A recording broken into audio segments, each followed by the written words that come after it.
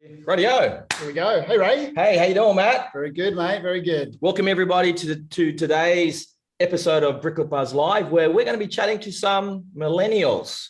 Yeah, we've got two young millennials on board with us today, and we're going to be having a chat about some of the challenges that they're facing, some of the exciting things that they're doing in their lives, and just what their opinion is on investing moving forward and then creating success in life and how they envisage their life thriving in that over the next couple of years. Yeah, so we'll be talking about life, investing, chasing the hero in our stories. Now, the thing is with millennials, they're that age bracket between 25 and 40. And when you couple them with their Gen Z cousins, by 2024, ABS is forecasting that they're going to be the majority of our population compared to us older generations. Correct. So I think we really got to invest some time in really understanding them because they're going to be driving the future. Yeah, well, the millennials are sort of coming through as like the new boomers. The boomers for a long time have really driven everything that's been happening in the economy. And now that is transitioning. So with boomers moving from earning income and really setting the stage for the economy, they're now looking at slowing down in life, retiring, enjoying the fruits of their labor. And it's the millennials who are now going to be driving the economy forward. Yeah. So 25 to 40. Now, I know we just celebrated your birthday last week, so you've just crept over that 40, but for today's purpose, we're going to talk to you probably around being at that other end of the spectrum of the millennial crowd. Yeah, I guess I'm on that millennial cusp. Went through high school just learning about computers, and then at university, I still went to the library, searching for all those books. Yeah. To get those assignments done. Yeah. And so, unfortunately, we don't have any baby boomers on today because I'm actually not a baby boomer. Are you sure? Yeah, pretty sure. I'm a Gen X. But today we've got a couple of guests with us. We've got Zach and Adam. Why don't you introduce the guys? So Zach is a videographer and photographer, freelance. He lives over in Western Australia, and during his life, he's been traveling, chasing summer, chasing waves, and basically enjoying life. So Zach, mate, tell us a little bit about yourself and your journey thus far. G'day, legends. Thanks for having me on. I'm basically on the cusp as well of a millennial and I guess Gen Z. So I just turned 26 not long ago, and that's when I come to the realization I need to sort of sort my life out after spending, I'd say, when I was 19, just started traveling with a group of mates and found my way into those jobs that, I think we were talking about before, that the younger generations, they'll get creative quite soon and they don't exist. So I think one of my jobs when I first started around 19, traveling using social media, was just something that didn't really exist at the time, and it just sort of happened. And since then, just been cruising around Australia, the world, and doing fun things with my mates and taking photos, videos, and I guess now settling into Australia well and truly. Change my plans now and look to see how I do that here in WA. So great, thanks, Zach. We've also got Adam Dixon on board. He's one of the up-and-coming Bricklet specialists here at Bricklet. I have the pleasure of working with him on a day-to-day basis. He's one of our rising stars and a very, very smart young gentleman. So, Adam, tell us a little bit more about yourself, mate. Oh, mate, the intro. What do I have to say after all that? Happy to be here, guys. Thanks for having me on. I'm Adam. I'm 27 from Sydney, and I'm similar to Zach in the sense that I'm on the lower end of the cusp. I've actually, I spent a lot of my years after high school like not knowing what to do with my life, and I did a lot of traveling to kind of work out what I wanted to do in the sense of who I was, what I liked to do, what I enjoyed doing. I found a lot of that through adventure and kind of seeing many different people and many different mindsets, and seeing which mindsets kind of, got you to where you'd like to be. And I started becoming fascinated with that idea and the psychology behind, I guess, success in that sense around the age of probably 21 or so. And then from there, I kind of, had some jobs here and there, different areas, not really finding my way. But then I kind of got into property, and then kind of just didn't really know anything about it, but kind of just took the opportunity by the balls, so to speak, and ran with it and just kind of learned as I went. And then, I learned a lot about investing in that space, and also how to build my future, because I've always been someone who kind of looked to the long term, to kind of like the future. I was worried about the future and like how I always wanted an extraordinary life, not just an average life, what a lot of people settle for. I just wanted to not settle because I knew I'd always regret it if I did. So I became obsessed with the idea of building a future, and that kind of leads us to where we are today on this podcast, talking about this kind of thing. Interesting. Yeah, cool. I really like you talking about success there and living a big life, one that you're proud of and you have no regrets. So Adam, I guess when you talk about having a successful life, what does that look like for you? For me personally, it honestly just doesn't mean I have to live so flashily and have all these luxurious things. It more just means I just enjoy what I do every day. I contribute to other people and bettering their lives, whether that's through like coaching through mental health or helping them use tools to get on a better trajectory for themselves. But also for myself, just being able to go on adventures whenever I choose to and have the financial freedom to do what I like. I'm not forced to get up in the morning every day to do the same thing just to make ends meet. For me, it's about living an abundant lifestyle where I have the freedom to choose, and I guess that's what freedom is. It's the freedom to choose each day what we'd like to do. And for me, it's being able to get up and play guitar instead of going to work. It's able to meet up with a friend for coffee and help talk to them through something and be there for my future family and stuff like that, and go on adventures and see the world, stuff like that. Yeah. What about you, Zach? What does success look like? What does it mean? It can mean, I guess, many different things. And for me, I think I'm the same as in a sense that, well, for myself, I take it day by day. I don't usually like to plan ahead, and that's how I've always sort of been. Sometimes I find that exciting in that sense, and I just love adventure. I love doing things spontaneously. And I guess it's coming to the point now where I've got to sort of look at not the, I guess, so financial freedom, but I'm always loving that freedom to the same thing, to just to get up and sort of do what I want, working for myself. But again, that takes a bit of discipline too. So I think as soon as I started doing freelance photography and videography, I sort of got, it just felt like I'd started living my dream, because I could just get up and go for a surf in the morning, and then shoot what I need to shoot for the day. And I guess not work for anyone in particular. But then again, the financial freedom isn't always quite there. You're always sort of waiting for that next job, and that can be quite scary. But again, it keeps it exciting.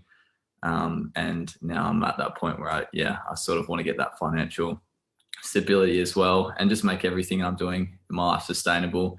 And I think to me that'll be successful in myself. Again, not the luxurious things, but being financially sustainable and having a life that's sustainable in a sense I can balance everything out all at once, I guess. Yeah. What about you, Matt?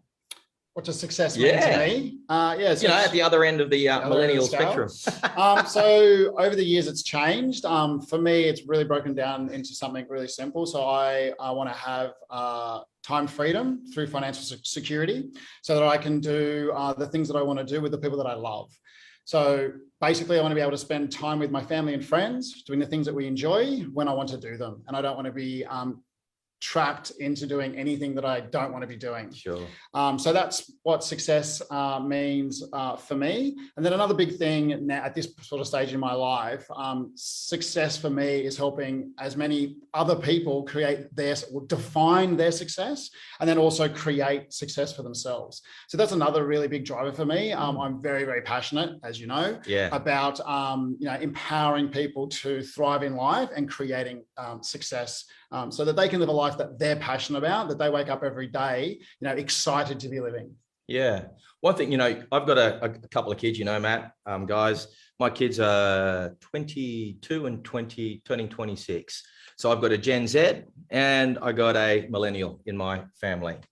The thing I love about hanging out with them is the energy, the enthusiasm for life, and their approach to it is very different to my generation, in that they're not too quick to want to just get stuck in some kind of rote living where you are just waking up, doing what needs to be done because you're trying to, follow the herd and achieve something that the herd thinks is what success looks like.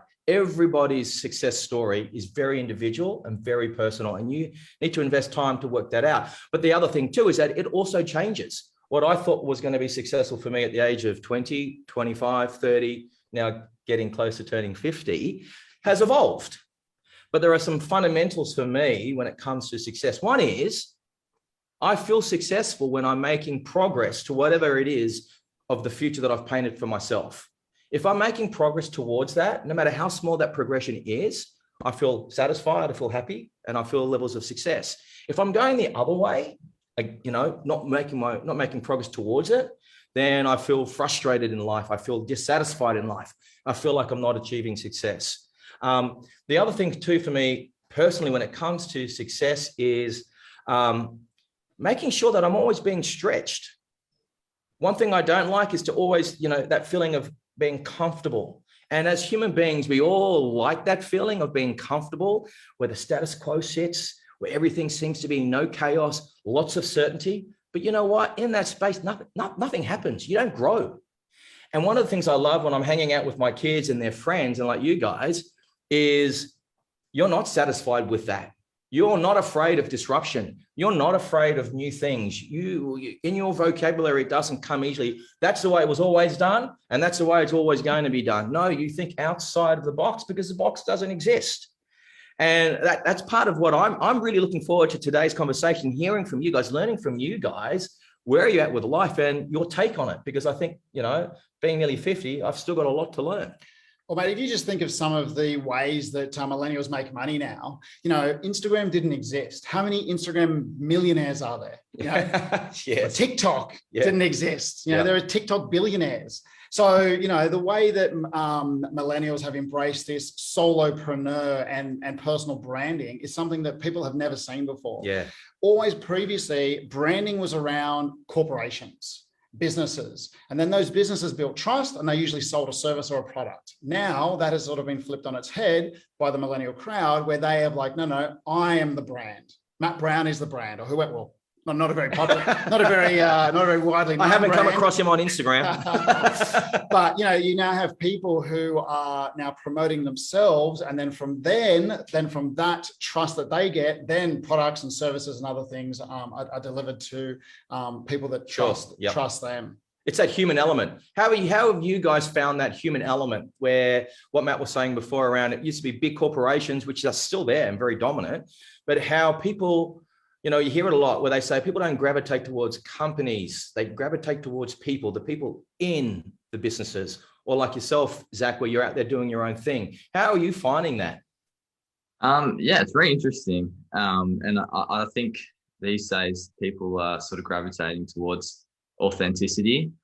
And because I think with social media, you can just put on anything these days. I think being authentic is the best way to do it. And as a person, no one can be you. A company can choose to be whatever they want. A brand can choose to be whatever they want.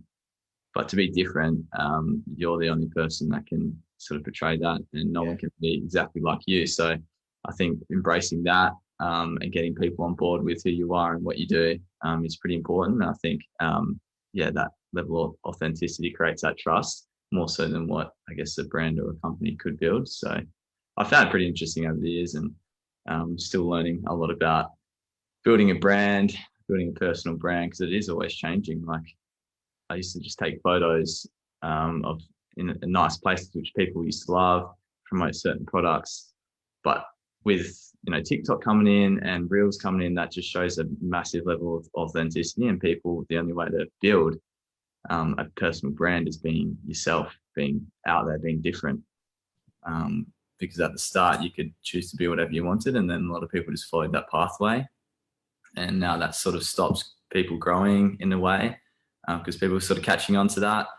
I think building a personal brand around being authentic has been is pretty important in this day and age. That's what I know that's that authenticity is a big thing for you too, Adam.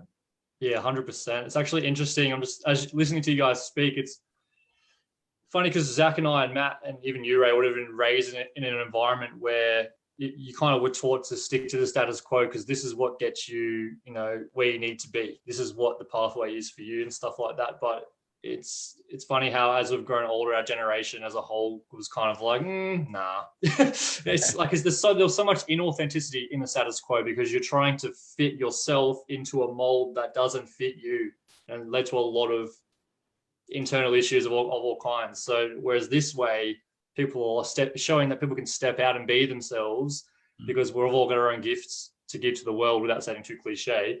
And we use those gifts, like Zach, for example, with his image photography and stuff like that. Like he's good at that. He loves doing that. So he's used that to his advantage, and his own personality, his imagery around being like, from my impression of you, Zach, you're like kind of like a relaxed surfer guy who like likes to live life on his terms and mate, just enjoy each moment. That's all that matters. Like, mate, that's people love that because it's true. Like all that matters is the current moment, and being authentic in that moment is what people would like to be a part of. And you start to see that more in companies who were part of the status quo. They're now adapting to the new idea of authenticity. Oh, look, we're using recycled blah, blah, blah to help the planet. We're doing this to, whether it's authentic or not, they're trying to get on top of that. Be a part of that movement.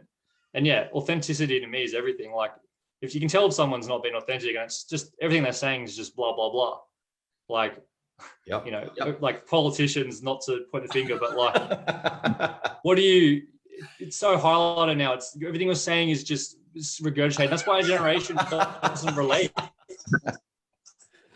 Millennials don't relate, especially. There's such a disconnect because it's like everything we're saying is just rubbish. Like no one cares. Like just tell us how it is. Tell us, be honest. People are starving for that honesty, and I just think it's important. Oh, I think that's a big one. And I know it's been in the media quite a bit around the levels of transparency that the millennial crowd are looking for when they're dealing with anybody. They want it to be transparent. They want it to be authentic. They want it to be real. They don't want to be sold something, but they want to have an opportunity to share in something. And they're big differences.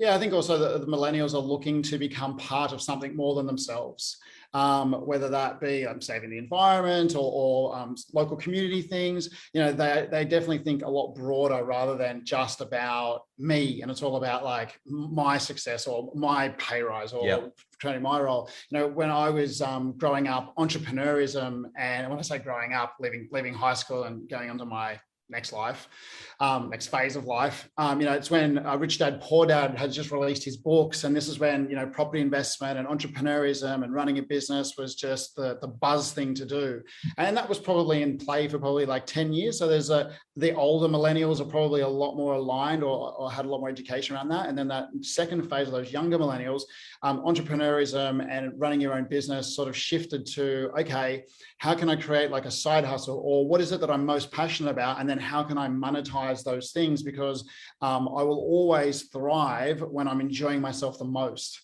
So how do I mix these two things together? And I also think it's quite interesting. Let's just take surfing, for instance. So I love surfing, you love surfing, Zach loves surfing, Adam's going to learn surfing.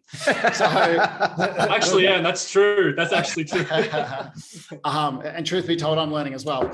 But the thing is that when you then become a surf instructor, that's not necessarily the way that you enjoy life the most, especially when it comes to sports. A lot of people enjoy playing the sport, but when it comes to monetizing that or earning money from coaching or teaching those skills, it's a very different thing to going out and surfing when you love it, or having to get up every day in the cold, crappy weather and get in the water with people and teach them how to surf.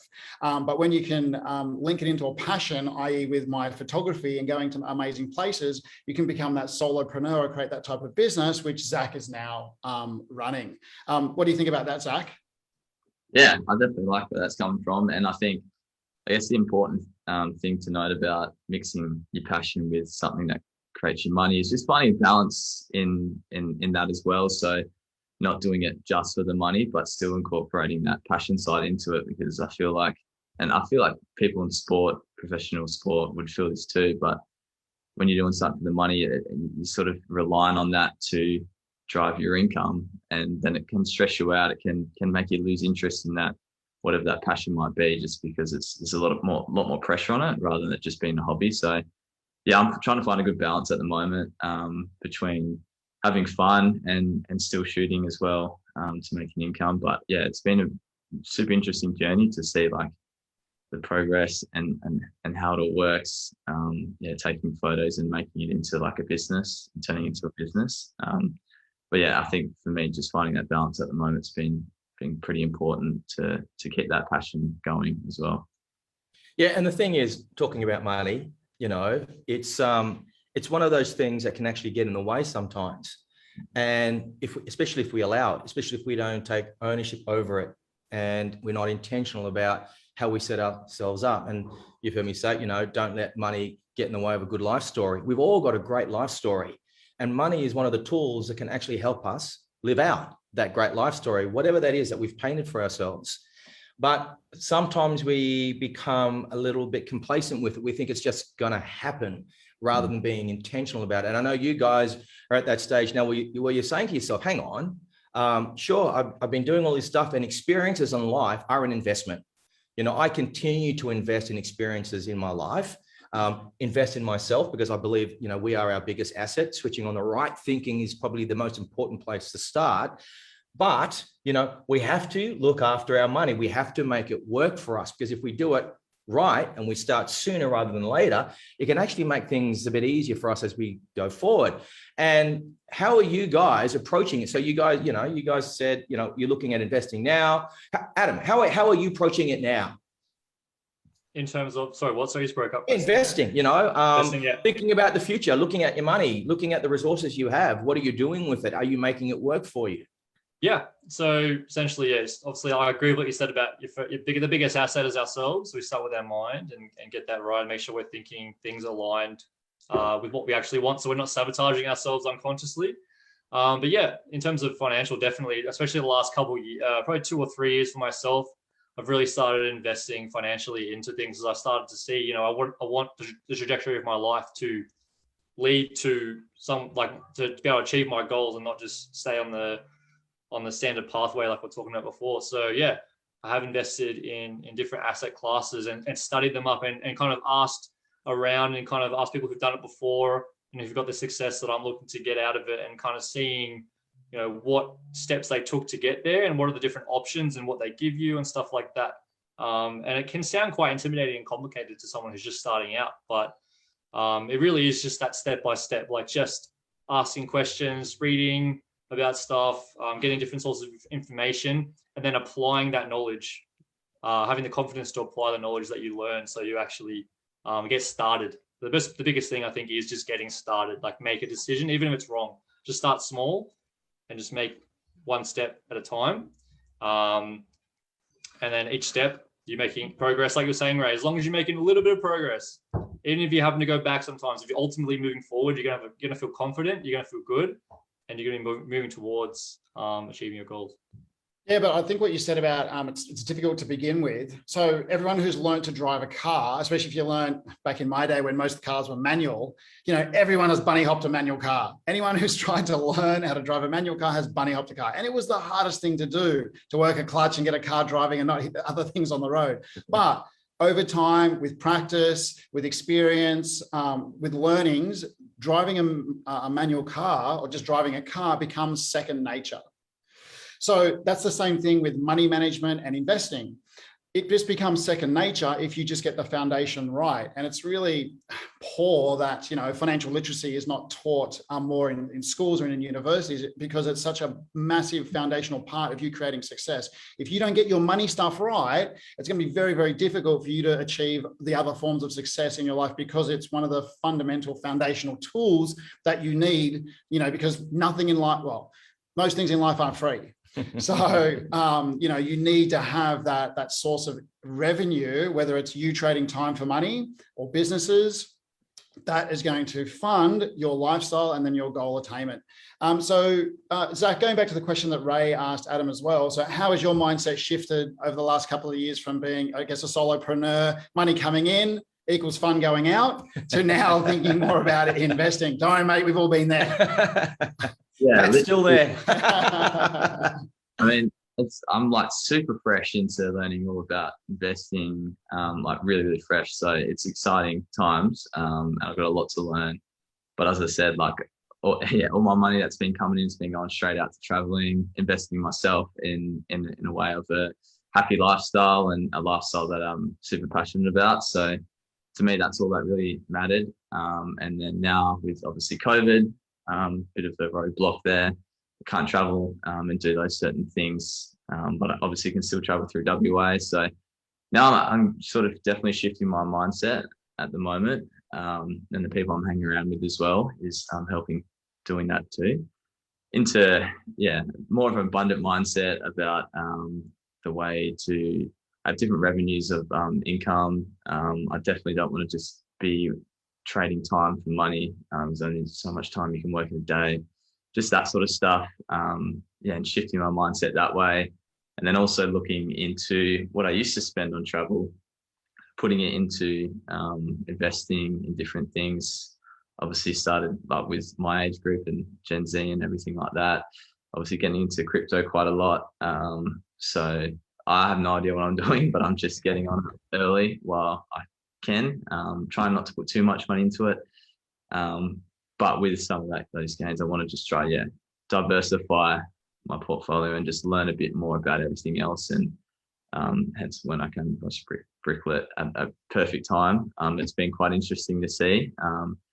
And I just don't want to come to the age when I'm a bit older and just not have that set up and ready to go. Obviously, the earlier you start investing, the better it is in the long run. So, just thinking ahead. So if you were just really new coming to investing, what was the first resource that you sought out to then you started to get a bit of an understanding? Did you go and, well, I'm not going to put words in your mouth. Like, what was the initial resource that you went to? Just investing wise, it'd be like friends that are into it. Obviously, it's just a bit more real and authentic that way. They probably have done all the research themselves.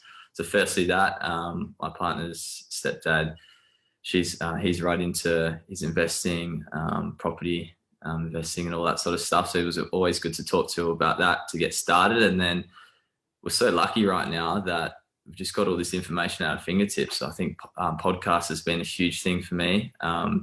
And it's crazy enough, like there's so many TikTok videos that pop up that are just actually like quite helpful.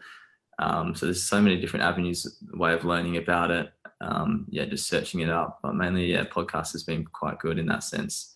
And just talking to people about it, Mate, I'm so behind the TikTok 8 ball. Do you have a TikTok account? I do. You do? Yeah, Okay. I don't know what it does. Mate, I don't even have a TikTok account. I need to look into that. I think I was talking to my kids and I said, when I do a video, does it stay up? And they're like, what are you talking about? I think Dad? That's Snapchat. Oh, I have no. Oh, that was Snapchat. I have no idea. He doesn't even know the different apps. I live under a rock when it comes to all that kind of stuff. And then, so Adam, I guess when you started your investment journey, what was the initial resources that you went to? For me personally, I had a mentor when I was about 19. I actually sought out a mentor. I was doing really badly mentally at the time. And I had a mentor that really helped me out. And he actually started to gear me towards reading certain books. Actually, one of them was Rich Dad Poor Dad, like you mentioned, Matt, stuff like that, and on that kind of line of thinking. And just get started to develop some sort of financial literacy, because I didn't really have any, you don't really get taught any in school whatsoever, which is ironic. And you don't really naturally come across unless you know someone. My dad was a little bit into it as well at the time. So he kind of encouraged that in me and said, like, you want to make sure that you're building a future and stuff like that. But I'd say be mentor, reading books that are really well known and kind of give you easy tips that are easy to digest, and just and podcasts are probably a new one that I've stepped into more recently. But I would say reading is really good, because if you can find a book that has been published by someone who actually took the time to write it in a way that you can understand it really well, I found that really easy to digest that in that sense. Yeah, great. So on books, I guess a couple of the great books on just getting started and getting things set up. So an Australian author-written book, Barefoot Investor, is a good book to get started. Another one is I Will Teach You to Be Rich. They're very similar books, but read by different authors. One's based for Australian investors, one's based for American investors, but the theory behind it is very similar. Also, another really old written book is Richest Man in Babylon. I'd probably read that one first. And then if you want to know more about business and the structuring of businesses and the benefits of different types of business, there's a book called Cash Flow Quadrant by Robert Kiyosaki. So if you want to just get started on a couple of little books, you can do that. Or one of Ray's little tips would be using Blinkist, and then basically just being able to pull out the golden nuggets of those particular books. Do you want to tell us a bit more about that, mate? Yeah, Blinkist. It's a little app. And what they do is they just break up a book into 10 small blinks. So somebody else has read it, or maybe AI has read it and pulled out some of the key takeaways. And so what I do is every morning, part of my morning routine in setting my day, setting the tone for the day, is I read one of these books. And that way I can see whether or not I actually want to read the whole book, because the whole book's going to take me a lot longer. Often enough, I can get some key takeaways. And that way I can actually churn through a fair volume of books on a regular basis. Well, the benefit there is that you can get a new idea or a concept will be brought to your attention. And then from that point, you don't necessarily need to read that entire book to get more information about that idea, but you can then go out and look for external research. Like Google's amazing. So as soon as you've got that ideation, then you can then go out and actually research around that particular topic and get other various different points of opinion on that. Because for every good idea, you've got your naysayers and you've got your supporters. So getting out there and balancing those two things is really important. Yeah. But when it comes to change, and that's really what we're talking about, because we're currently in this position and we want something to change, I think it's really important that we understand the process of change. So when we want to move to something else. And I often break it down into a couple of different steps. The first thing is like what you were saying before, when I read Blinkist, I might come across a new piece of information, knowledge, idea, whatever it might be, and get inspired. It might be some revelation, something I've read, just I get a light bulb moment. But that in and of itself doesn't actually create the change that I want. I then have to move to the next step, which is creating the processes that I need to start seeing the change that I want to see, irrespective of what my circumstances around me might be telling me. Because as I continue to do those processes, they actually become habits. Like you said before, like driving a car becomes second nature. And then all of a sudden your reality starts to catch up. And all of a sudden the change that you wanted to see starts to become your normal. And then you move on to the next thing that you want to change or transform in your life. And I think, what you guys are saying is that first step. Yep. You get a light bulb moment. You guys have had that moment where you're saying, hang on, I want to take control of my financial future, whatever that looks like. I'm going to map it out. And by having that light bulb moment, you're now feeding yourself with information, with knowledge, with all of that good stuff, surrounding yourself with like-minded people to help you on that path. But then you have to do the next thing, which is start doing something that starts to build the processes and the habits. For example, saving. If you don't save, if you don't have seed, if you don't have that little bit to put in the ground, you're never going to reap a harvest. And they're the basics. And so many people wake up and go, I don't have anything to invest. I get it. So you got to go back to that. You got to start creating that thing you need to be able to invest. And the sooner you start that, no matter how small, and you start to create those habits in your life, you will have something to play with that can continue to build the financial future you're looking for. Well, some of my foundations, when people ask me, what's your number one investment advice? Spend less money than what you earn. Then my second piece of easier said than done. Definitely easier said than done.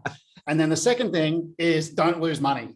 So, again, easier said than done. And you have this, as you're beginning your investment, or just as you're beginning life and you're learning about these new things, making sure that you don't do things that you don't understand. And investing is definitely one of those.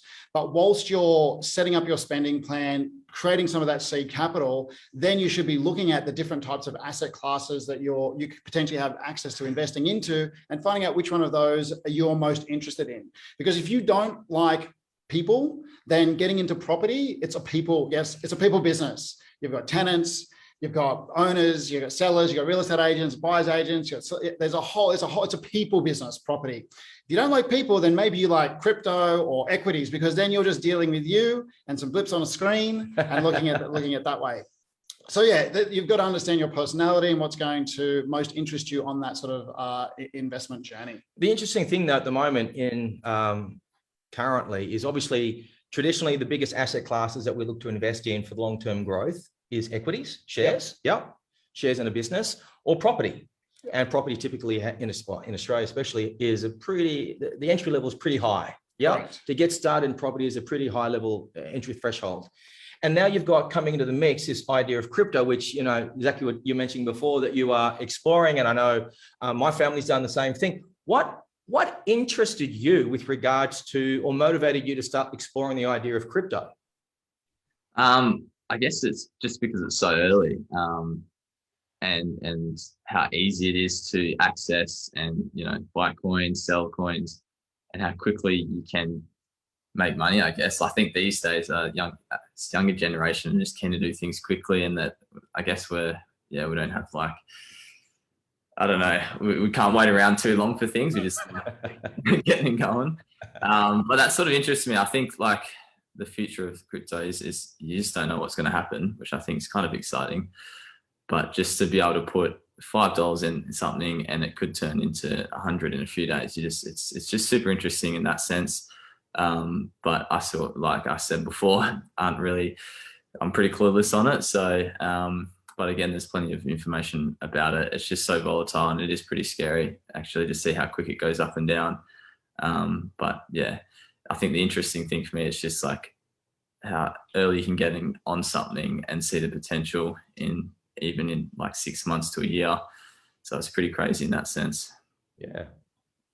Yeah, definitely. I think for sort of long-term, when you're looking at different asset classes, you need to have an understanding of how they work within a whole portfolio. I'm going to nerd out here a little bit, but so I won't go down that rabbit path actually. But, for long-term wealth creation and to create financial security for yourself, you really need to be able to have an income stream which funds, at a minimum, your fixed expenses in your life. So looking at crypto as an asset, or looking at gold, commodities, none of those assets actually generate any income. So any way for you to be able to fund your lifestyle is to be able to trade them. So to be able to buy and sell them and generate capital or income, depending on where you sit on how much trading you're doing, to then generate that. So I think about it as trading, so that's more like a job. And then when I think about investing, well, I'm really thinking about, what are the things that I can invest in today, which are going to grow over time and then steadily increasing income flow that's becoming into my life. And the more of those type of assets that I can buy, and the stronger the income that they can pay me, well, then the closer and faster that I'm going to get to financial security. And I think that's a big thing that a lot of people don't understand, the difference between trading and then also investing, and then also having an understanding of what different asset classes and what they can actually do for you within a portfolio. And if you're just sort of starting out, well, you don't have a lot of capital to start with, so you probably can't put money into everything. So you need to specialize into one thing or another. But one thing I guess that you could be thinking about is, well, if I'm making all this money in crypto, well, what am I actually doing with those profits? And how am I protecting some of those profits and putting them into the other assets that are maybe more historical, which are going to then create that longer term pathway to wealth creation for us?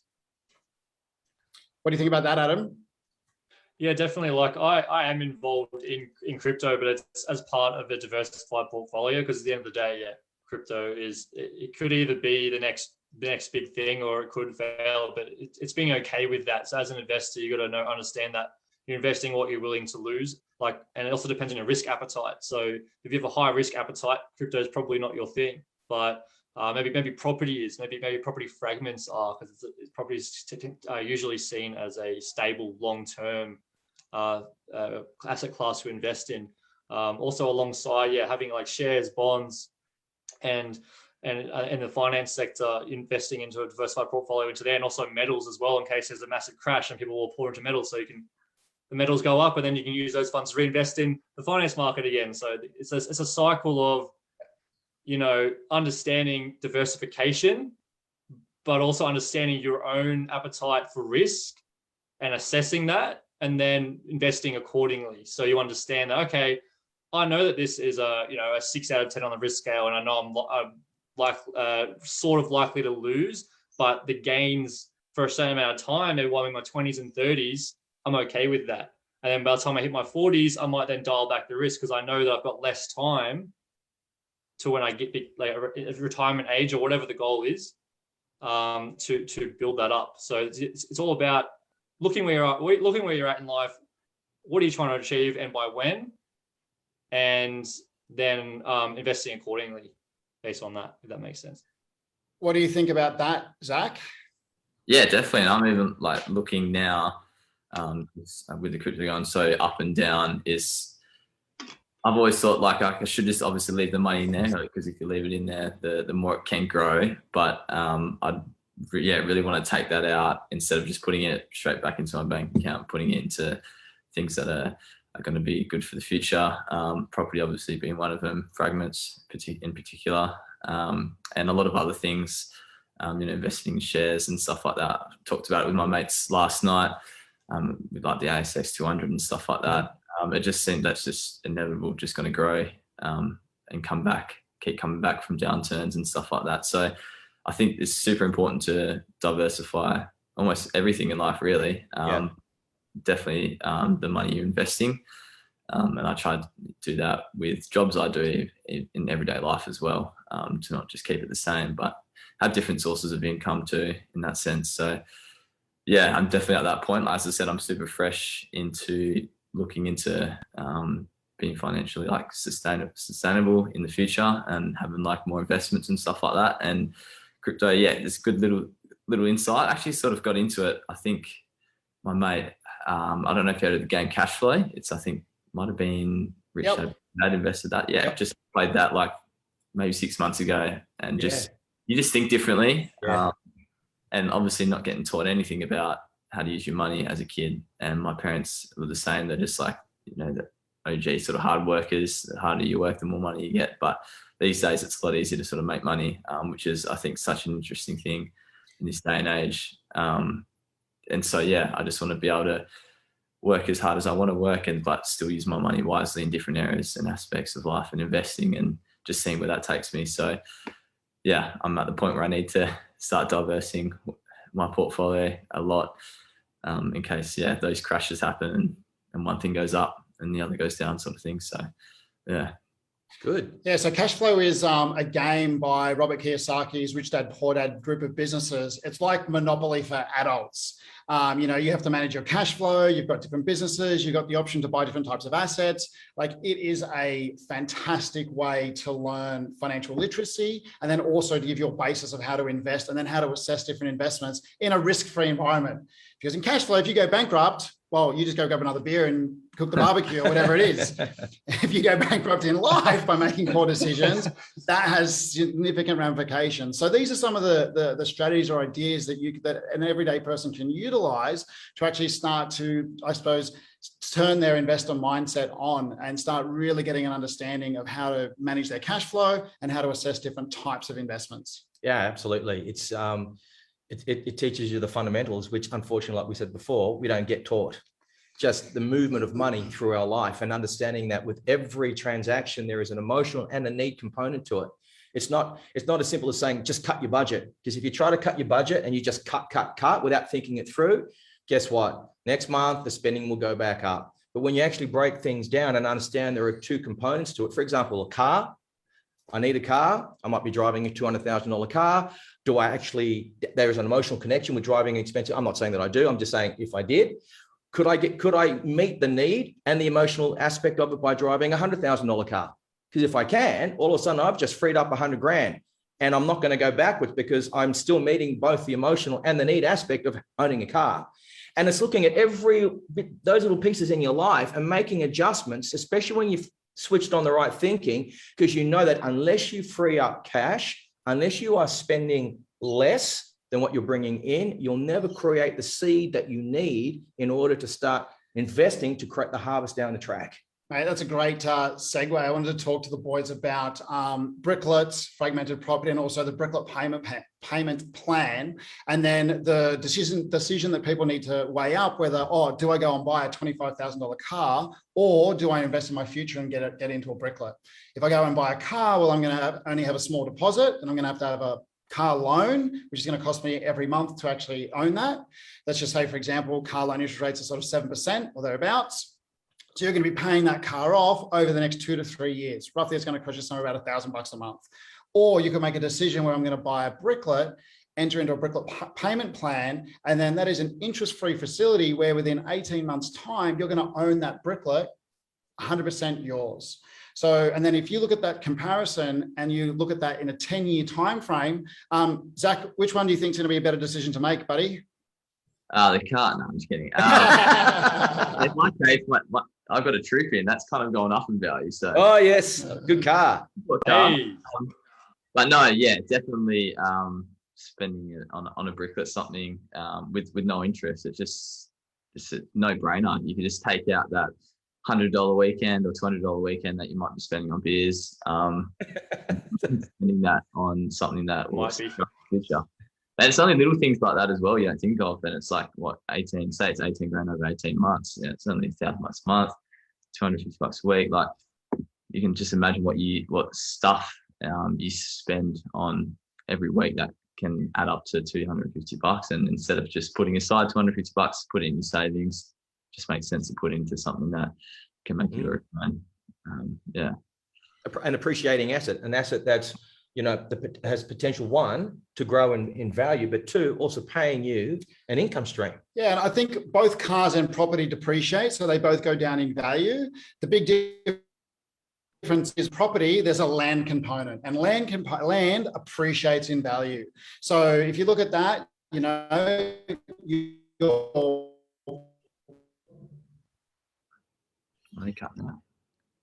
Yeah.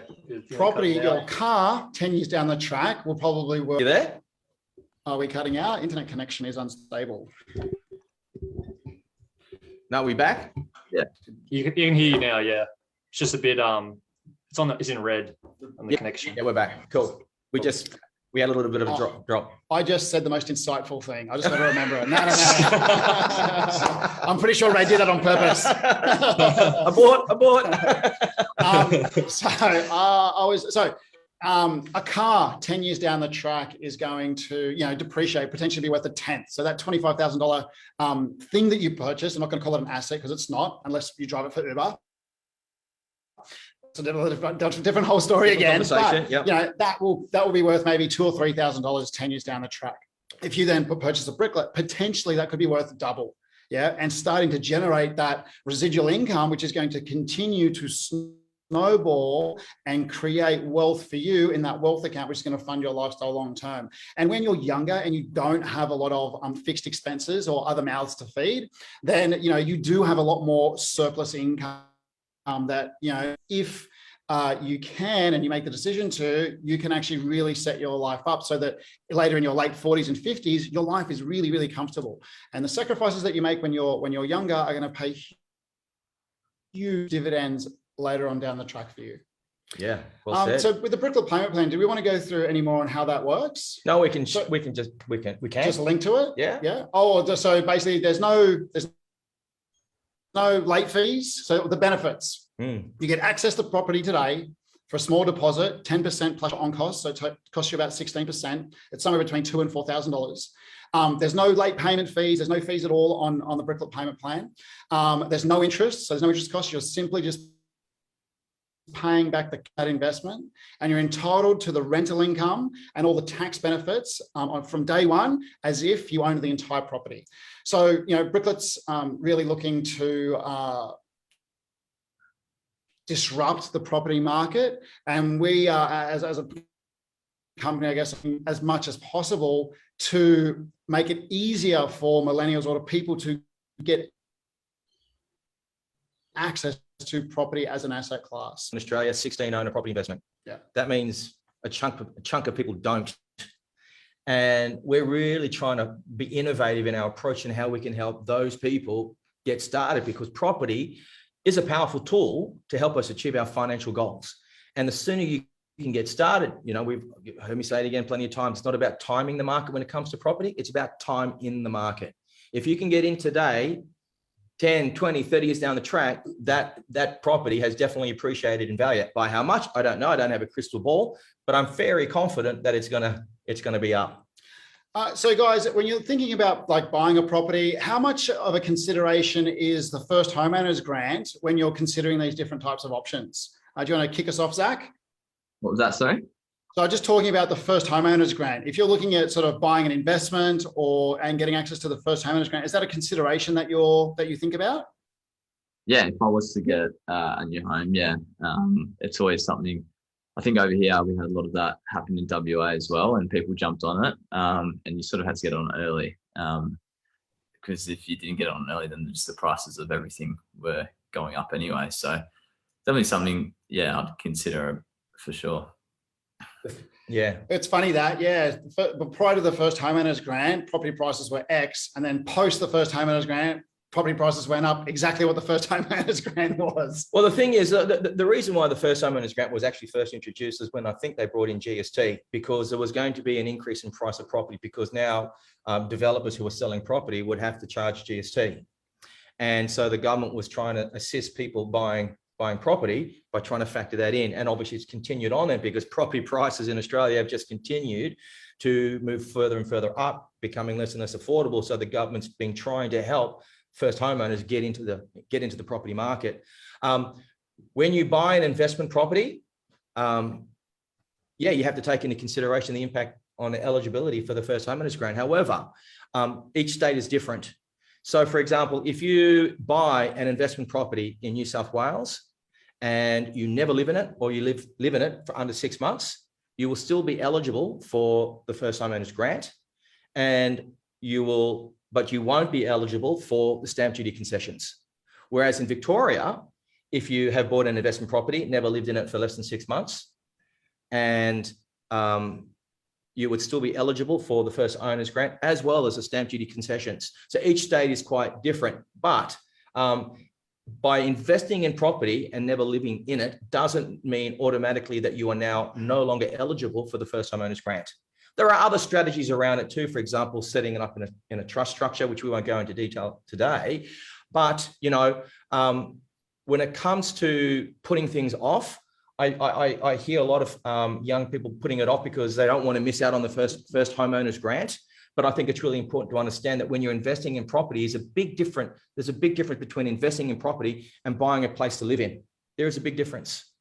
And property is a great way for you to continue achieving your financial goals, and don't put it off because you think you're going to miss out on the first homeowner's grant. And not only that, who knows if the first homeowner's grant is going to be there in 2, 3, 5, whatever many years it is before you finally catch up. Yeah, I think it definitely comes down to the time frame is when you're looking to buy. If you're looking to buy in the next 90 days, sure, then, you know, that's a very short-term goal. But if you're 1/10 of your saving, if you've got 1/10 of the money that you need for a deposit, well, then you're probably a long way off from purchasing your principal place of residence. So, you know, you shouldn't be that concerned about setting up or missing out on that first home grant, because all the rules change. Yeah.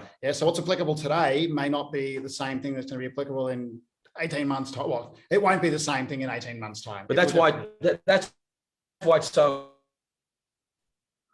important. Whenever you make any type of investment, mine's in the game. It's not an emotional decision where, you know, 1 year later, 2 years later, you go, oh, it's not working, I'm done, it's not happening, because you haven't really got a strategy around it. Are we dropped off again? You're back on. All good. We still there? Back on. Yeah. Having the right thinking, having the right strategy, surrounding yourself with the right people, putting in place processes that really create that habit, and then just setting it and letting it go. And let it do its work. Give it the space. You know, for me, time freedom is not having to do things when I don't want to do them. That includes having to be in a position where I have to sell something.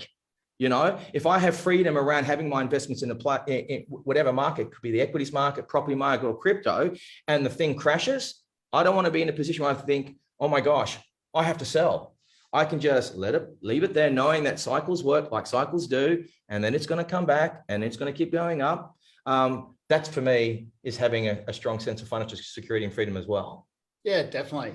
So I guess the key takeaway there is, yes, the first homeowners grant is very important. And it's a very useful tool. Like I myself used it to my advantage when I purchased my first principal place of residence. So it's definitely a very useful way to get into the property market. But don't let that be the only determining factor of whether I'm going to invest or not, or invest in property as an asset class. Really look at building a diversified portfolio. And then, so diversification to me means having, 30% of money sitting in at call cash or thereabouts, 35% of my money sitting in equities, alternatives, crypto, and then having 35% of my money sitting in property. And that sort of balanced investment portfolio means you're always going to have cash in the bank So you can take advantage of when different asset classes decline in value. And then you've also got some very stable long-term growth assets, which are going to generate income for you. Just on that, I'm just going to stick a little disclaimer in there. This is not financial That everything advice. we've just been talking about is general information, and it's for entertainment purposes only. This is not financial advice. Yeah, you need to go and speak to your financial advisor, your property advisor, whoever it is that you speak to, before making any decisions, because they will take into consideration your personal circumstances, which we can't do. Well done, Ray. There we go. First time, what have we missed in there? Lads, have you got anything else you wanted to add? Zach, have you got anything else? Anything you want to throw at us? Maybe any questions that you wanted to ask us? Yeah. Before we wrap it up. No, not that I can think of. I've asked heaps of questions like the past couple of weeks, which has helped me out a lot. But yeah, I guess more in the sense of in this day and age as well, say with a Bricklet as well, just being able to hold and sell when you can is, I think, pretty important. I know a lot of people our age that like to do things differently with their streams of income, so it's not always stable. And investing in a Bricklet, it seems like you can just easily sell as well if you need to, as opposed to a property, you've got to jump through a fair few hurdles to do that. So I found that pretty interesting with Bricklet. Yeah, cool. Any other general questions at all? I don't know. Adam, anything from you? Oh, I'll just pose from an audience perspective, like investing in an asset class like property fragments. If you're just getting started today, if you're a millennial, and you're considering, but I want to buy my own home, but I'm so far off, it'll take me 10 years to get there. Would you boys say it'd be better to start building a property fragments portfolio through Bricklet, for example, as an option to grow a deposit over 10 years to then buy their own home if they want to do it that way? Or would you just say, rather keep it separate, just build investments separately and then attain property at some stage later down the track? Yeah, so again, this is not personal advice to anyone in particular, but if you think about having surplus income or an allocation of money that's going into different pools in your life, and if one of those allocations is, well, I'm going to eventually buy my own home, if you simply put that money into cash, then you're going to receive only a cash return. So an interest rate return on that. You're going to get no growth of that particular capital. If you look at investing in other things like crypto and equities, these asset classes can be very volatile. So that means that, today you could save up your money to be just next to your deposit, and then that asset class could easily decline 50% within a couple of weeks, which we've seen through the global virus crisis and the global financial crisis. If you look at Australian property as an asset class, we don't have that level of volatility. So if you're thinking about investing into a growth asset, which is going to be linked into the asset class which you're actually trying to purchase, well, this could be a very, very good idea for you to get into that, particularly if you're not having to pay any interest to get access to it. So again, on that whole Bricklet payment plan theory, you're going to be earning income somewhere around, say, 3 to 6% rental income coming in. And then you're also going to be getting that capital growth. So if you just think about an average capital growth, you're going to be earning somewhere between, say, 5 and 10% per year capital growth on that particular asset. So yeah, using Bricklet as a way to save a deposit for your eventual home, I think could be a great solution for people early on looking to grow their asset base to be able to eventually fund their dream home. Yeah, well said, Matt. Adding on to that, with obviously me only sort of getting into this quite just now, I guess, past couple of months, and only just really been in crypto, what would your, I guess, best advice be for people like myself that are looking to diverse their portfolio and using what they've made in crypto to spread that around different sort of asset classes? Yep. The gains that people are getting on crypto are just so addictive. It's so hard to sell something that goes up 20% in a month, because, human nature is it's going to keep going up. And we all want that to occur. I guess the theory behind what you should be thinking about is if you're trading in an asset class and you're making significant amounts of money, then I would be looking at having a portion of those profits coming out of there and then funding it into other growth style of assets. And then, potentially looking at even splitting that between, an equities portfolio and then some bricklets, and maybe utilizing that bricklet payment plan so that as you're generating more and more monthly profits from buying and selling crypto, that revenue is actually then going into other growth assets. So overall, you're going to build that diversified portfolio over time. And it really just comes down to exactly how much capital you've got and the percentages of properties that you have of crypto, and then go from there. Looking at these types of, or giving advice in these types of areas, it really comes down to the exact position that a person is in. And this is where going and seeking out some personal advice from a professional can really be quite helpful. Some tips for actually doing that. Make sure you go out and see an advisor which charges just a flat fee.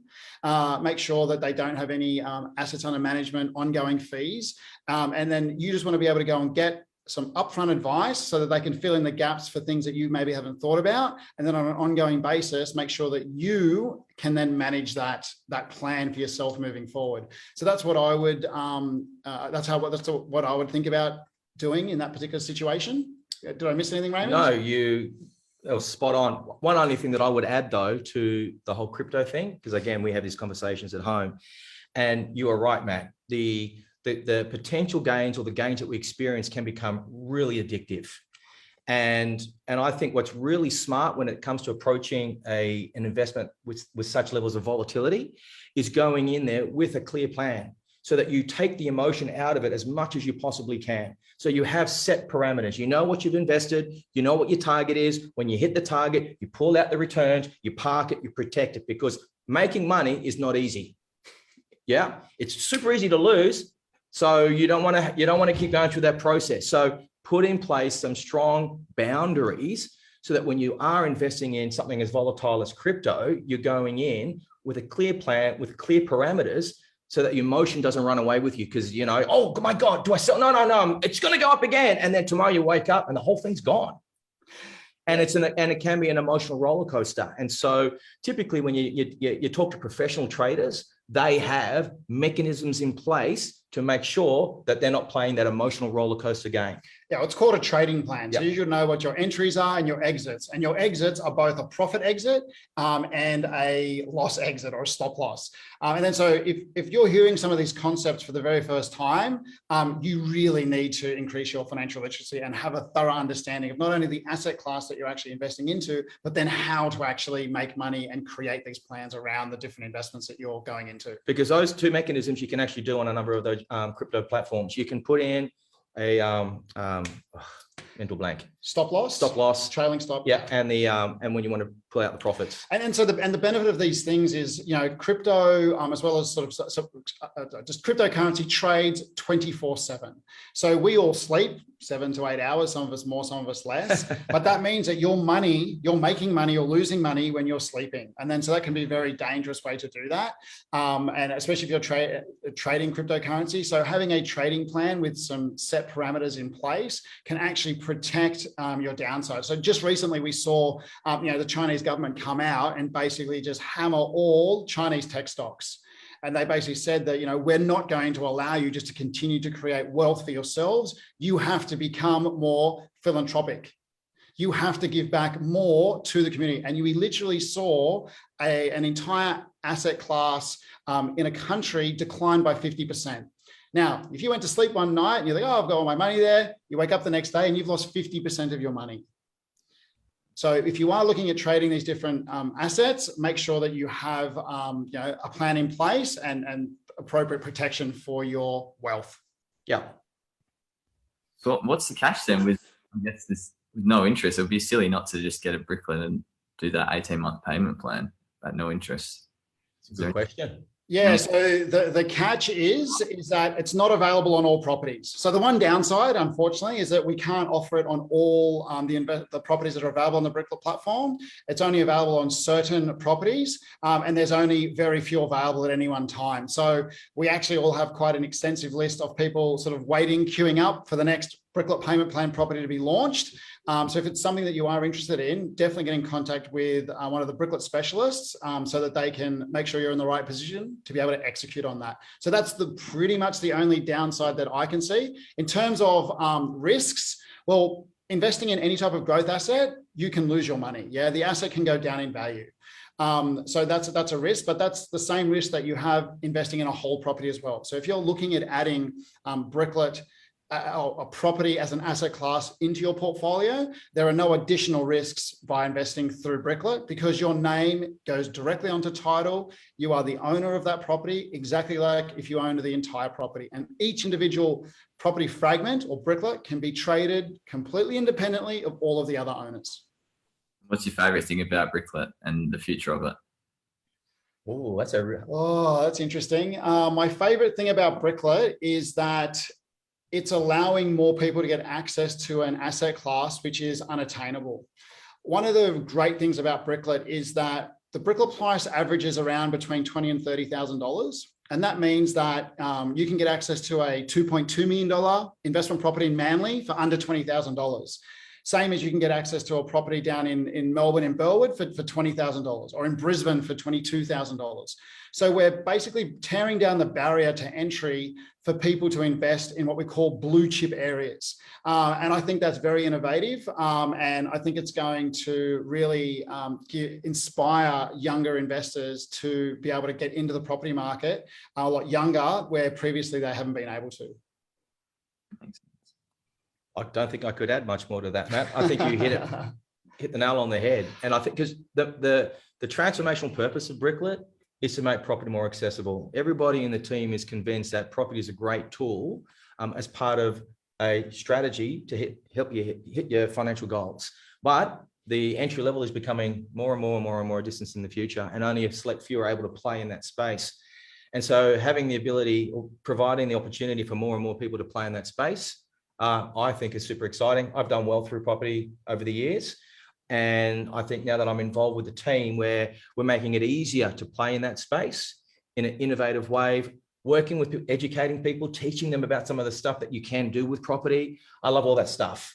And I think the future of what Bricklet is doing in helping people understand that is super exciting. Yeah, and I think it's going to revolutionize the way that people look to invest in property.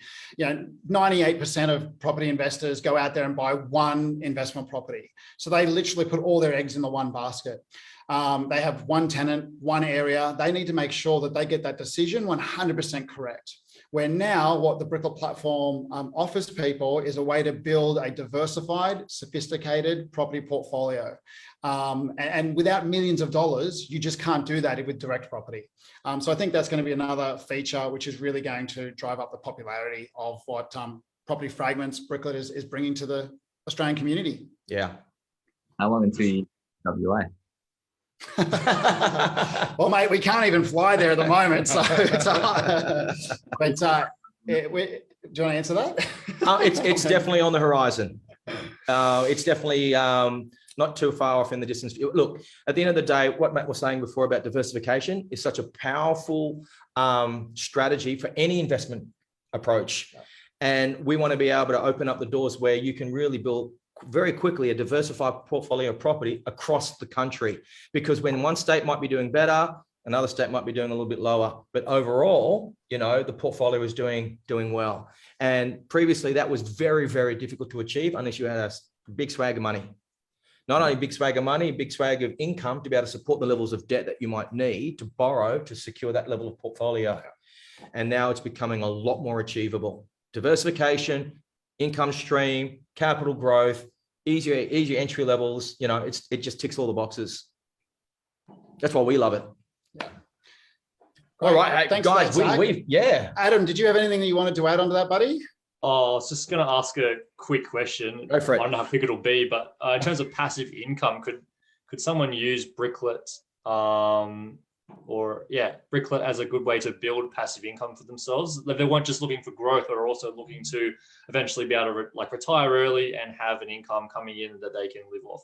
Well, yeah, look, typically if you use the average of around about a 3.5% gross yield for property around Australia, some states a bit higher, some states a bit less, depending on what type of property it is, the underlying asset itself, whether it's short-term accommodation or long-term rental, but typically around about 3.5% kind of yield coming through. With the Bricklet platform, you don't have a debt on it, no mortgage, direct mortgage over it. So that 3.5% is coming in. Only things you have to still pay are management fees, levies, council rates and stuff, the normal expenses related to owning property. So let's say your net typically at a 3.5, you might be netting about 2.9% kind of yield, cash flow yield coming off that investment. What do you get in the bank? 0.5%, if that, at the moment. Yeah. You obviously, some blue stock equities gives you a bit higher dividend payments. Yeah, you can get sort of fully franked dividends of sort of 5 to 6% potentially, but that asset class then has a lot of volatility. Yes. And one of the key differences between property and equities is that if property value goes down by 10%, the rental income still gets paid every week. So that rental income, which is then funding your financial security, still keeps coming in. With the equities portfolio, that 5% is a percentage of the value of those assets. So if that asset goes down by 50%, well, your income reduces by 50%. So for example, if I bought a share and it was $1,000 and I'm getting 5%, I'd be getting $5. Yep. But if that share went from $1,000 to $800, I'd be getting 5% of $800, which is $40. $40. $50 and $40. Yeah. Sorry, not $5. Whereas if I own a rental property that was giving me $50, if the house went down by 5%, whatever it did, I'm still going to be getting my $50. That's what you're saying, Matt, correct? Yeah. So definitely, you can definitely build a strong income from owning real estate. The challenge obviously is the level of capital that's required. Would that be a challenge, Matt? Yeah, to be able to do that. If you're looking at buying whole properties and building a portfolio of those. But if you're looking at Bricklets, especially with that Bricklet payment plan option, if you're looking at accumulating one of those every 24 months, then, between your 25th and 35th birthday, you could have 5 Bricklets, somewhere valued between $100,000 and $150,000 at that particular point. So yeah, it's a great way to be able to generate an asset class, which is going to then fund continual income into your lifestyle. Yep.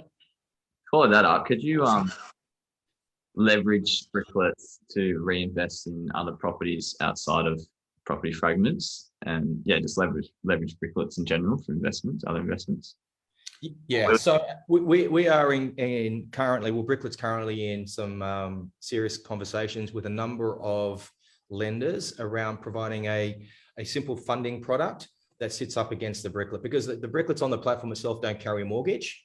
And they are very close to bringing that to the market, where if you have a portfolio of, say, no different to like, some of the facilities you can have against equities. If you have 100 grand worth of Bricklets, you potentially can go and borrow 50 grand and buy another 50 grand worth of Bricklets, or use that 50 grand as a deposit to buy a property. Plus you'd also be able to take in consideration the income coming in from the 100 grand worth of Bricklets. So yeah, that's definitely on the cards, and it's not too far off.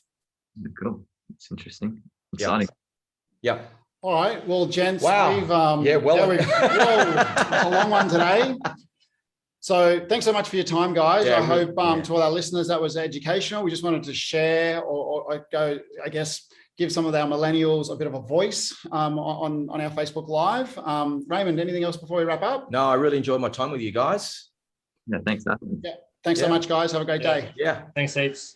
Cheers, guys. Thanks for having us. Yep. Cheers. See ya.